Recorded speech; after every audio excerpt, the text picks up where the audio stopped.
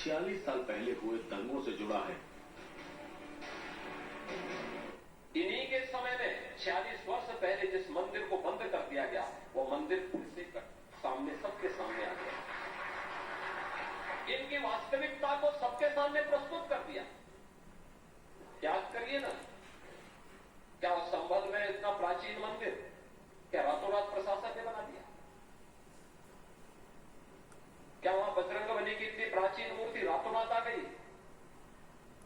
क्या वहां पर जो ज्योतिर्लिंग निकला है, क्या ये आस्था नहीं थी? क्या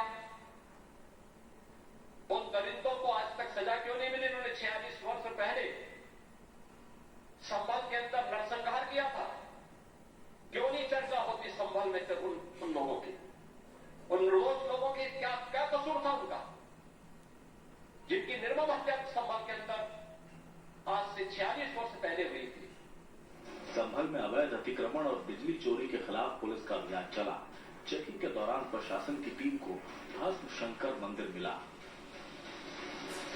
संभल में भस्म शंकर मंदिर 500 साल पुराना बताया जा रहा है। मंदिर 70 गज में बना हुआ है। मेन रोड से मंदिर करीब 500 मीटर अंदर है।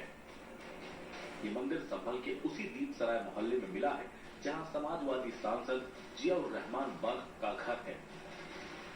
वही मकान जिसके लिए बल्ख को नोटिस मिला है, बिना नक्शा पास कराए निर्माण के जिस पर आरोप है, बल्ख के उसी मकान के काफी करीब ही ये मंदिर मिला है।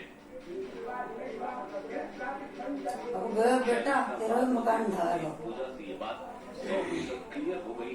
संभल समेत पूरे यूपी में जिन लोगों को लगता था वो अवैध निर्माण करेंगे और उन पर कोई एक्शन नहीं होगा, उन्हें ये तस्वीर देख लेनी चाहिए। संभल के बाजार में जिन लोगों ने घर दुकानों को कई फीट आगे तक बढ़ा लिया था और सोचा था सिस्टम से सेटिंग कर लेंगे, उनकी प्लानिंग पर बाबा का बुलडोजर गरज रहा है। जिन लोगों को ये लगता था कि सांसद जी के मोहल्ले में कहां से बुलडोजर आएगा, उनकी आंखों के सामने बुलडोजर तुड़ाई कर रहा है। जो तमाम अवैध अतिक्रमण किए हुए जो लोगों ने, उन सबके ऊपर जो जेसीबी है उससे यहाँ पर इसे तोड़ा जा रहा है। पूरे संभल के अंदर ये देखने को मिल रहा है, जहाँ भी अवैध अतिक्रमण था वहाँ इसी तरीके से ताबड़तोड़ कार्रवाई हो रही है। इस पूरे इलाके के ऊपर कुछ लोगों ने दुकानों के बाहर कुछ रेलिंग्स निकाल दी थी, कुछ रैंप बना दिए थे। ऐसे में प्रशासन ने आज सुबह से ही लगातार जो ये पूरा का पूरा अभियान है उसको कर रहे हैं। और देखिए यहाँ पर किस तरीके से पूरी जो तोड़ है इसको तोड़ा जा रहा है, जो आगे बढ़ा दिए थे अतिक्रमण के थे। एडिशनल एसपी खुद यहाँ पर मौके पे मौजूद है, लगातार हालात का कर रहे हैं। जहाँ मंदिर है वहाँ भी सुरक्षा की गई है। एडिशनल साहब साथ हैं। सर, अभी क्या हालात है, जो कार्रवाई चल रही है कब तक चलेगी, किनके ऊपर कार्रवाई? अभी तक यहाँ हिंदूपुरा और दीपासरा इलाके में जो अतिक्रमण किया गया है उन्हें हटाया जा रहा है, प्रभावी कार्रवाई की जा रही है। और आगे भी जब तक यह अतिक्रमण है इन्हें हटाया जाएगा, प्रभावी कार्रवाई की जाएगी। जहां अभी बाबा का बुलडोजर गरज रहा है, उस दीपसराय के इस गली में यूं ही नहीं मिला ये बंद पड़ा मंदिर। असल में बिजली चोरी पकड़ने के लिए प्रशासन की पूरी फौज उतरी हुई थी। आला अधिकारी जब गली गली घूम रहे थे, तभी नजर पड़ी इस बंद रास्ते के छोर पर खड़े धूल से सने बंद देवालय पर। कलेक्टर और एसपी के आदेश पर उनकी मौजूदगी में इसका दरवाजा खुला। वर्दीधारियों ने मंदिर के अंदर पसरे धूल की सफाई की। चेकिंग के दौरान दीपक क्षेत्र में भ्रमण किया गया, तो उसी दौरान पाया गया कि यहाँ कुछ व्यक्तियों द्वारा घरों को बनाकर मंदिर को बीच में दबा दिया गया है। यह पाने पर यहाँ पर आकर देखा गया और साथ ही दरवाजा खोला गया तो पाया गया कि धूल धूसरित यह मंदिर है और इसको बोरों से ढक दिया गया है। इसकी सफाई की गई और जिन्होंने यह अतिक्रमण किया है यह जानकारी करते हुए कार्रवाई की जाएगी। जब मंदिर खुला, लोगों को पता चला तो भीड़ इकट्ठा हो गई। बंद मंदिर के इतिहास के पन्ने फड़फड़ाने लगे। पता चला कि आसपास कभी कुआं भी हुआ करता था। साफ सफाई के दौरान कुएं का संकेत भी मिल गया। आला अधिकारियों की मौजूदगी में जेसीबी मशीन मंगाई गई और फिर खुदाई शुरू हुई उस कुएं की खोज में, जो बरसों से पहले मंदिर के सामने होता था, जिस पर अतिक्रमण कर उसे ढक दिया गया था। अब उस कुएं को उसके वास्तविक गहराई तक खोदा जा रहा है, उसके मूल स्वरूप में वापस लाया जा रहा है। फिल्म में देख सकते हैं कि लगातार कल जहाँ पे जो सिलसिला रुका हुआ था, आज उसको वापस से शुरू किया गया है और जेसीबी की मदद से लगातार जो कार्रवाई है वो की जा रही है। अंदर देखिए आपको जो खुदाई है वो होता हुआ जेसीबी की सहायता से जो ये कुआं है, ये दरअसल इस कुएं को ढक दिया गया था और ढक के यहाँ पर कचरा डाला बना दिया गया था। लेकिन जब प्रशासन ने इस कुएं को खुदवाया तो पता चला कि यहाँ पर एक कुआं है और यहाँ पहले के जमाने में जो लोग हैं वो आया करते थे, भजन होता था, इसी कुएं के पानी का इस्तेमाल किया जाता था। जहां ये मंदिर मिला है, इसके आगे पीछे दाएं बाएं हर तरफ मुस्लिमों के घर हैं।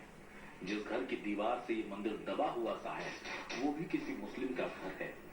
सबसे चौंकाने वाली बात यह है कि ये सांसद के घर से महज 200 से 300 मीटर की दूरी पर है। बावजूद इसके ये मंदिर लापता सा था। अंदर अगर आप आएंगे तो देखिए आपको यहाँ पे जो खुद यहाँ पर जो लोग हैं, ये देखिए यहाँ पर हनुमान चालीसा का पाठ करते हुए नजर आएंगे। पूजा चालू है, यहाँ पर लोग आ रहे हैं, पूजा कर रहे हैं। नीचे आप देखेंगे तो भगवान शिव है, खुद विराजमान है, शिवलिंग आपको नजर आएंगे। और बिल्कुल इसी तरीके से जो नंदी बाबा है वो सामने के मुख में आपको जो भगवान शिव की तरफ जो मुंह है वो करके नजर आएंगे। पीछे देखिए वहां पर आपको भगवान गणेश नजर आएंगे और उनके बगल में देखिए यहाँ पर भगवान जी नजर आएंगे। और सामने अगर आप देखेंगे तो यहाँ पर महाबली हनुमान जो है वो आपको नजर आएंगे। इस पर कैसी सियासत हो रही है वो जानने से पहले ये जान लीजिए कि संभल के मुस्लिम मोहल्ले में ये मंदिर आया कहां से। पिछले 46 सालों से ये शिव मंदिर खुला क्यों नहीं था? इस शिव मंदिर के बंद होने की असली कहानी क्या है? इन सवालों का जवाब जानने के लिए वक्त के पहिए को घुमाना पड़ेगा। सीधे 70 के दशक में जाना होगा, जब अखंड उत्तर प्रदेश में जनता पार्टी की सरकार हुआ करती थी। राम नरेश यादव मुख्यमंत्री हुआ करते थे। तब संभल दंगे की आग में जल रहा था। मार्च 1978 में अफवाह फैली कि हिंदुओं ने इमाम की पिटाई की और मस्जिद में साधु पूजा कर रहे हैं। इसी अफवाह की बिना पर संभल में मुस्लिम लीग नेता मंजर शफी के समर्थकों ने हिंसा शुरू कर दी। हिंसा के दौरान बनवारी लाल गोयल की आटा मिल में 25 लोग मारे गए, जिनमें से 23 हिंदू थे। 14 लोग आटा मिल में जिंदा जलकर मारे गए। मिल खाक हो गई। कई हिंदुओं के घरों में आग लगा दी गई। इस घटना को लेकर तत्कालीन जिलाधिकारी फरहत अली पर आरोप लगे थे कि उन्होंने दंगाइयों का समर्थन किया और हिंदुओं की सुरक्षा नहीं की। बनवारी लाल का परिवार संभल छोड़कर दिल्ली शिफ्ट हो गया। इसी सांप्रदायिक दंगे के बाद दीपसराय मोहल्ले में भी लोगों ने डर के मारे पलायन करना शुरू कर दिया। औने पौने दाम पर एक एक कर घर बेचे जाने लगे। तमाम हिंदुओं के घर मुस्लिमों के नाम हो गए। आखिर में बचा रह गया ये मंदिर, जिस पर ताला लटक गया। में जो सांप्रदायिक दंगा हुआ, उस दंगे के बाद से यहाँ पर आगजनी हुई हमारे पड़ोस में, और यहाँ पर हिंदुओं का कत्लेआम हुआ। उसके बाद इतनी दहशत हो गई हम लोगों ने। हमारे चारों तरफ मुस्लिम आबादी है और हम घिरे हुए थे मुस्लिम आबादी से। हमारे 40-50 परिवार यहाँ रहते थे। मोहल्ला खबूसराय में तो हम लोगों ने पलायन किया, क्योंकि हमारा जो आने जाने का रास्ता था वो इन्हीं मोहल्ले से गुजरता था। जिन लोगों ने घर और जमीन खरीदी, उन्होंने अतिक्रमण करना शुरू किया। धीरे धीरे मंदिर कैंपस सिमटता गया। इससे पहले कि ये मंदिर भी भूमाफियाओं के कब्जे में जाता, जिले के आला अधिकारियों की नजर पड़ी। मंदिर खुलने के बाद इस पूरे इलाके से अतिक्रमण हटाया जा रहा है।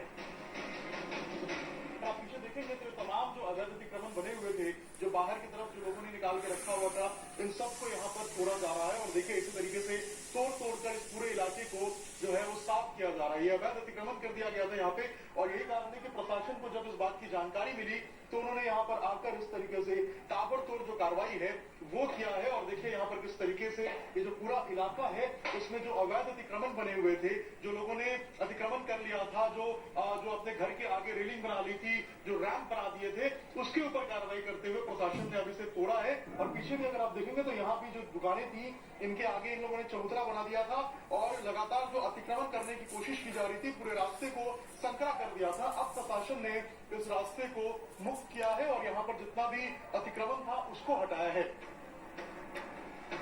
मंदिर की खोज और उसके कैंपस के अतिक्रमण की खबर मिलते ही जो सियासत शुरू हुई वो आज भी जारी है। 70 के बाद मंदिर खुला है तो 10 साल से ये सरकार में थे। इस 10 साल से सरकार के अंदर ये 10 साल से क्यों नहीं खुला? या ये मुद्दों को छुपा के रखते हैं, दबा के रखते हैं? हम